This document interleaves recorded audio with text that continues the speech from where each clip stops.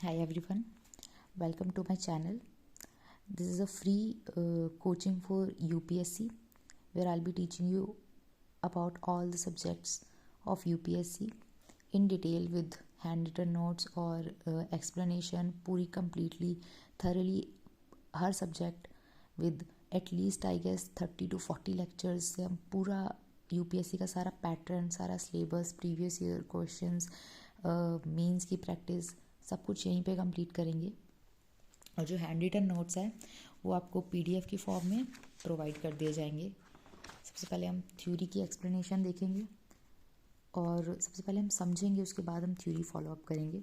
तो जो first subject शुरू किया वो ज्योग्राफी स्टार्ट किया है। अब ज्योग्राफी को ब्रॉडली मैंने 3 पार्ट्स में डिवाइड करके करना है। सबसे पहले मैं जियोमॉर्फोलॉजी करूँगी जो कि अर्थ के रिलेटेड चीज़ों से डील करता है कि अर्थ का interior, exterior, mountain, land forms, ये सब पार्ट से डील करता है। तो सबसे पहले हम जियोमॉर्फोलॉजी करेंगे, उसके बाद क्लाइमेटोलॉजी अबाउट क्लाइमेट, रेनफॉल, ये सब फिनोमिना करेंगे। उसके बाद ओशिनोग्राफी करेंगे।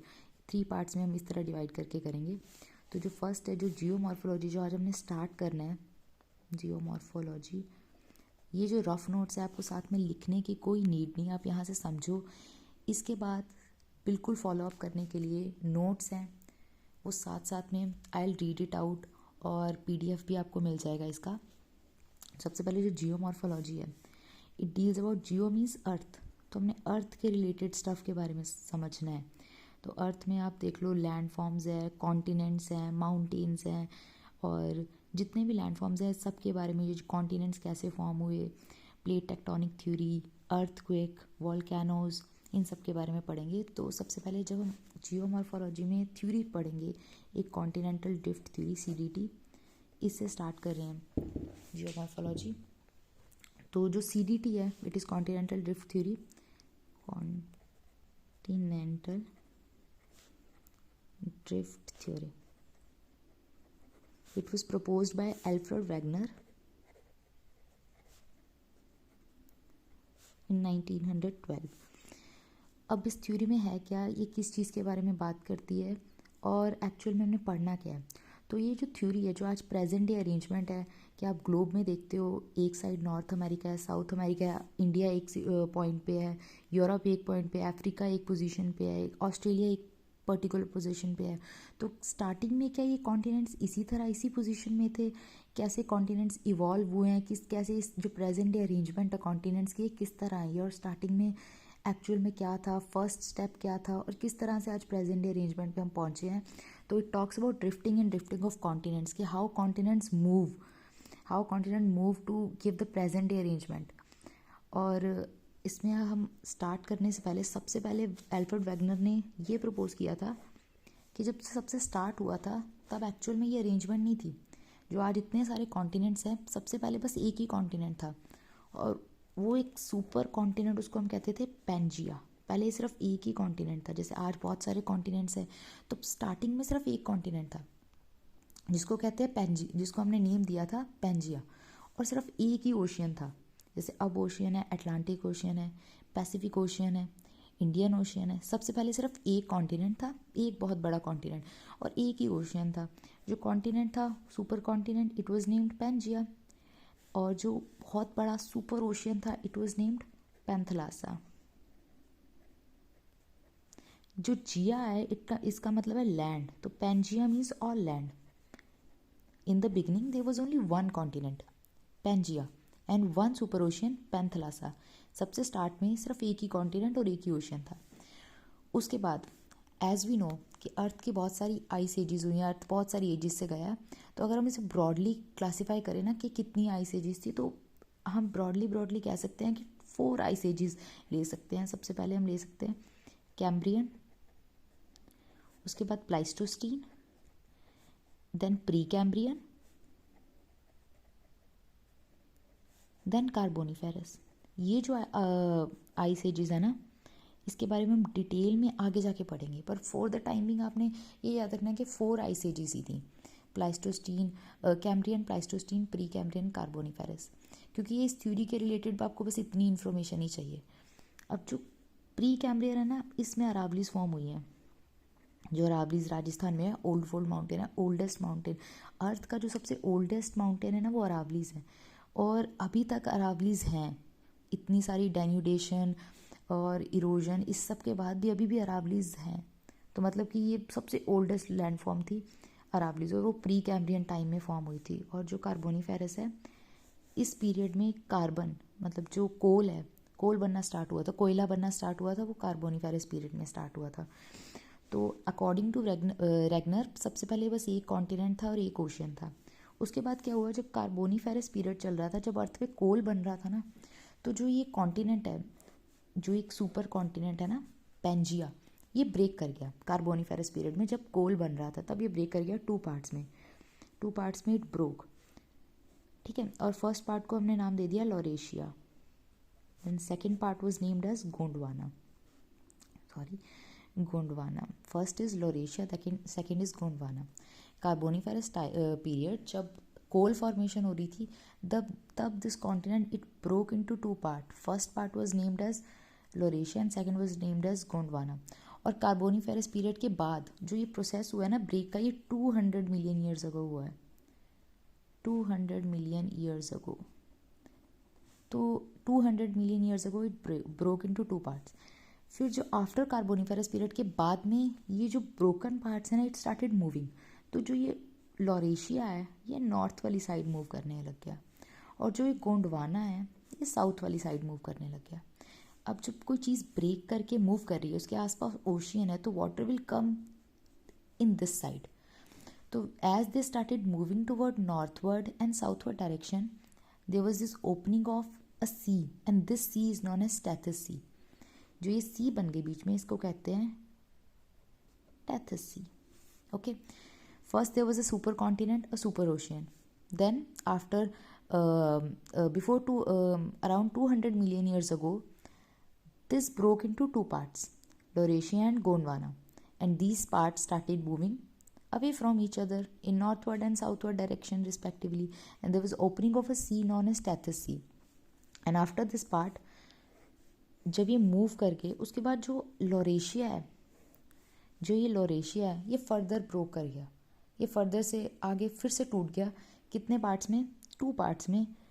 एक part North America and then Eurasia.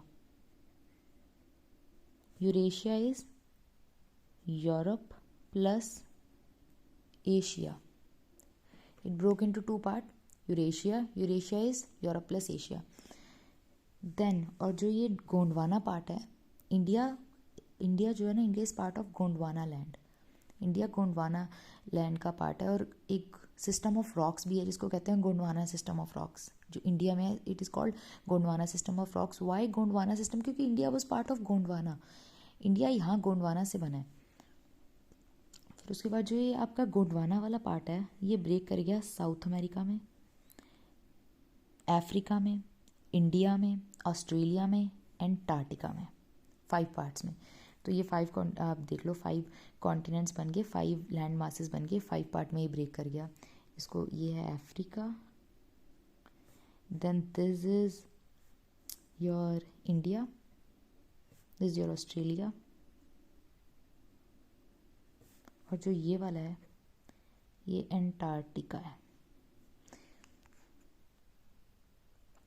उसके बाद जो ये पार्ट्स हैं इन्होंने भी मूव करना स्टार्ट कर दिया, फर्दर ये लोग मूव करने लग गए। अब जो नॉर्थ और साउथ अमेरिका है, इन दोनों ने वेस्ट की डायरेक्शन में मूव करना स्टार्ट कर दिया। अब जब ये दोनों मूव कर रहे हैं तो यहाँ पे water will come in this way, और यहाँ पे क्या बन गया, पहले जब इन दोनों ने मूव किया, there was opening of this Tethys sea, and when this Laurasia part further broke into two part which is North America and Eurasia, ये 2 पार्ट्स में फिर से टूट गया। तो जो उसका नॉर्थ अमेरिका वाला पार्ट है ना, it started moving toward west, और जो साउथ अमेरिका वाला है ये भी वेस्ट की तरफ चलने लग गया। अब जो रीज़न है कि क्यों ये पार्ट्स वेस्ट की तरफ जा रहे हैं, वो रीज़न जो एल्फ्रेड वैगनर के अकॉर्डिंग है, तो उन्होंने इस तरह से कहा, क्योंकि ये जैसे अपनी अर्थ है, ठीक है, ये वेस्ट है, ये ईस्ट है। हमें पता है कि अर्थ ना इस डायरेक्शन में मूव करती है, फ्रॉम वेस्ट टू ईस्ट, और ये सन है, ठीक है। तो हम ये सन है, तो अर्थ मूव करती है फ्रॉम वेस्ट टू ईस्ट, और जो ईस्ट वाली साइड है, जो भी ईस्टर्न साइड है, वो सन को पहले फेस करते हैं। जैसे जापान है ना, वो ईस्ट वाली साइड है, तो जापान को इसीलिए कहते हैं rising sun country. Rising sun country क्यों? क्योंकि जापान ईस्ट वाली साइड है, तो जो ईस्ट वाली साइड होंगे वो पहले सूरज को देखेंगे, फिर वेस्ट वाली साइड उस तरफ जाएगी। जो ईस्ट वाली साइड में प्लेसेस हैं वो सन को पहले फेस करेंगे, फिर उसके बाद ये घूम के वेस्ट वाली साइड सन को प्लेस करेंगे। तो इसलिए जो जापान है ना, वहाँ पे जो सन है सबसे पहले जापान में दिखता है, तो इसीलिए इसे राइजिंग सन कंट्री कहते हैं। बट एक्चुअल में sun is not rising from Japan, we are moving from west to east. तो जो ईस्टर्न साइड है, it is facing the sun before the other western counterparts. तो अब इसके बाद सेम इंडिया में भी है। इंडिया में भी जो ईस्टर्न स्टेट है ना, जो असम है और मेघालय है, ये सब प्लेसेस भी है ना, वो सन को पहले, वहाँ पे सन 1 आवर प्रायरली होता है। और उन्होंने डिफरेंट टाइम जोन भी बनाया हुआ है। चाय बगन टाइम जोन जो कि इंडियन स्टैंडर्ड टाइम से ना 1 आवर पहले है, क्योंकि वहाँ पे सन 1 घंटा पहले होता है, तो सनसेट भी, राइज 1 घंटा पहले होता है, तो सेट भी 1 घंटा पहले होता है। तो उन्होंने एक अपना डिफरेंट टाइम जोन बनाया, जो कि officially we have only one time zone. जो इंडियन स्टैंडर्ड टाइम है वो एक ही टाइम जोन अपना ऑफिशियल है। बट इन्होंने असमीज़ ने, क्योंकि वहाँ पे टी की प्लांटेशन हो रही है, तो उस जो कि डे लाइट में ऑफकोर्स एक ह्यूमन की एफिशिएंसी ज़्यादा होती है, प्रोडक्टिविटी ज़्यादा होती है। तो अब हमने डे टाइम को मैक्सिमाइज़ करना है, अपनी प्रोडक्टिविटी उस टाइम मैक्सिमाइज़ करनी है, तो उन्होंने एक अपना डिफरेंट टाइम जोन बनाया हुआ है। ऑल्सो वो एक डिमांड कर रहे हैं कि हमें एक ऑफिशियल टाइम जोन दे दो, क्योंकि अगर आपका सन जल्दी सेट हो रहा है आपके यहाँ पे, तो जो ऑफिस गोइंग लोग हैं उनके लिए इलेक्ट्रिसिटी प्रोडक्शन भी आपको ज़्यादा, उसमें आपका एक्सपेंस आएगा। तो they are demanding a separate time zone, but officially we have only one time zone. तो एल्फ्रेड वैगनर के अकॉर्डिंग जो रीज़न था ना, why they started moving toward this west direction was कि अर्थ मूव कर रही है वेस्ट टू ईस्ट। तो according to Newton second law, according to Newton third law, I am sorry, for every action there is an equal and opposite reaction. तो अगर waste to east movement है, तो इसकी opposite reaction होगी कि north और south America इस तरफ मूव कर रहे हैं, क्योंकि अर्थ इस तरफ मूव कर रही है।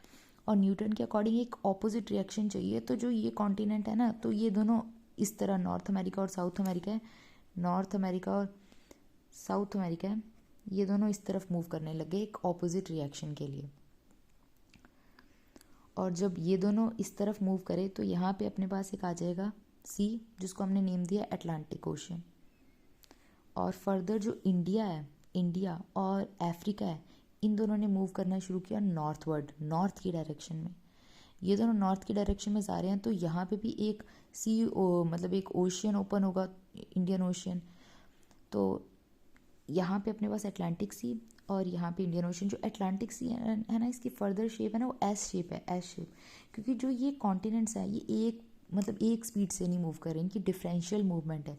कि नॉर्थ अमेरिका बहुत फास्ट जा रहा है, साउथ अमेरिका थोड़ा स्लो जा रहा है।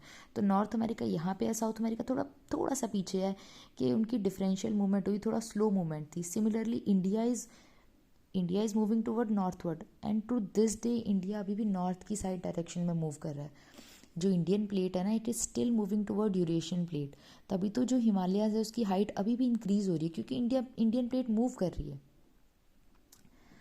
India is moving toward north और अफ्रीका भी नॉर्थ की तरफ जा रहा है, लेकिन इनकी पोजीशन सेम नहीं है, क्योंकि ये भी डिफरेंशियल अलग अलग स्पीड से मूव कर रहे हैं। अंटार्कटिका यहीं पे है, Australia is having different speed.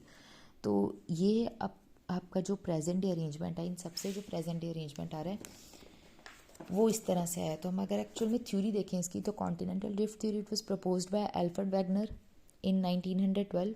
It talks about drifting of the continents to give present day arrangement of the continent. According to Wagner, there was a supercontinent and a single super ocean surrounding the supercontinent. कि पहले बस एक super continent था और एक ocean था, और ocean है वो सुपर कॉन्टिनेंट को सराउंड कर रहा था। कॉन्टिनेंट का नेम पैंजिया, ocean का name Panthalassa. Supercontinent was named as Pangaea and the superocean was named as Panthalassa. And around 200 million year ago, this continent it broke into two parts. ये दो parts में break कर गया, Laurasia और गोंडवाना नाम दे दिया। और जब ये पार्ट्स मूव करना स्टार्ट कर गए, तो there was opening of Tethys sea. उसके बाद लोरेशिया फिर से दो पार्ट्स में ब्रेक कर गया, north America, Eurasia, Europe and Asia. और जो गोंडवाना है वो 5 पार्ट्स में ब्रेक किया है, South America, Africa, India, Australia, इन 5 पार्ट्स में। तो ये 5 पार्ट्स फर्दर मूव करना स्टार्ट कर गए। North and South America they started moving toward west which gave rise to this which resulted into formation of this Atlantic Ocean. India, Africa, India is here. It is still moving toward north and they started moving toward north direction. जैसे यहाँ पे देखिए आप Indian ocean है, Indian ocean है, ये Australia, Africa है, north America है, साउथ अमेरिका है। तो ये प्रेजेंट डे अरेंजमेंट इस तरह है। और फर्दर जो लोरेशिया है it ब्रोक्स into this and Gondwana part भी इस तरह में ब्रेक हुआ है। अब एक और चीज़ है जो गोंडवाना है, गोंडवाना पार्ट है, इंडिया पार्ट है गोंडवाना लैंड का। और जो गोंडवाना लैंड है उसमें मतलब जो कोल फॉर्म हुआ है कार्बोनिफेरस पीरियड में ये ब्रेक हुए हैं लोरेशिया और गोंडवाना में। It was during Carboniferous period कि ये ब्रेक हो गए लोरेशिया और गोंडवाना में। और जब ये ब्रेक हो गए ना कार्बोनिफेरस पीरियड में कोल बन रहा था। तो इंडिया पार्ट है गोंडवाना लैंड का और इंडिया में कोल पाया जाता है झारखंड में, छोटा नागपुर प्लेट्यू कोल है। और जो वो कोल है छोटा नागपुर प्लेट्यू में, झारखंड में कोल पाया जाता है छोटा नागपुर प्लेट्यू में। और वहाँ पे एक ट्राइब भी है, गौंड ट्राइब। तो आप इस तरह रिमेंबर कर सकते हो कि इंडिया गोंडवाना पार्ट का, गोंडवाना लैंड का पार्ट था। और उस टाइम जब ये ब्रेक हुआ अपना पेंजिया 2 पार्ट्स में, तब कार्बोनिफेरस पीरियड था, तब कोल बनना स्टार्ट हुआ था। जब कोल बन रहा था तब ये 2 पार्ट्स में ब्रेक हुआ। और इंडिया में कोल झारखंड में पाया जाता है। और झारखंड किस चीज़ का पार्ट है? झारखंड में छोटा नागपुर प्लेट्यू है जो कि इसी चीज़ का पार्ट था गोंडवाना सिस्टम का। तो वहाँ पे गौंड ट्राइब है, इसलिए गौंड ट्राइब है झारखंड में। आपको कुछ और फैक्ट्स हैं जो कि हम कल एविडेंसेस जब प्रूव करेंगे ना इस कॉन्टिनेंटल ड्रिफ्ट थ्योरी के, तब हम देखेंगे कि क्या क्या एविडेंसेस हैं और कौन कौन सी फोर्सेस हैं जो अकॉर्डिंग टू वैगनर ना जो ये अपना सारा फिनोमेना हुआ है इस सब के पीछे ना फोर्सेस उन्होंने कहा था। एक फोर्स है टाइडल फोर्स, सेकेंड फोर्स है gravitational, then third force was pole fleeing force. जो ये तीनों फोर्सेस उन्होंने बताई थी कि ये 3 फोर्सेस हो सकती है behind the drifting and drifting of continent. तो जो टाइडल और ग्रेविटेशनल है, gravitational is very weak force and so is pole fleeing force. These forces they can not move continents. अगर आप टाइडल फोर्स देख रहे हो, टाइड्स आती हैं तो maximum it can move liquid but it can not move a solid. तो gravitational, tidal और पोल फ्लीइंग फोर्सेस जो इन्होंने दिया था कि ये फोर्सेस हो सकती हैं वो रॉन्ग थी। मतलब वो एक्चुअल में जस्टिफाई नहीं कर पा रहे थे कि क्या फोर्सेस है। बट ये जो थ्योरी है it gave us an very deep understanding of कि एक्चुअल में इस तरह फॉर्म हुए होंगे कॉन्टिनेंट। और इसके एविडेंसेस हैं वो बिल्कुल मैच कर रहे हैं। आपके एविडेंसेस 5 एविडेंसेस हैं जिसके बारे में हम कल बात करेंगे कि कौन से 5 एविडेंसेस हैं और उनको किस तरह रिप्रेजेंट करना है। तो दैट्स इट फॉर टुडे। तो I will see you tomorrow.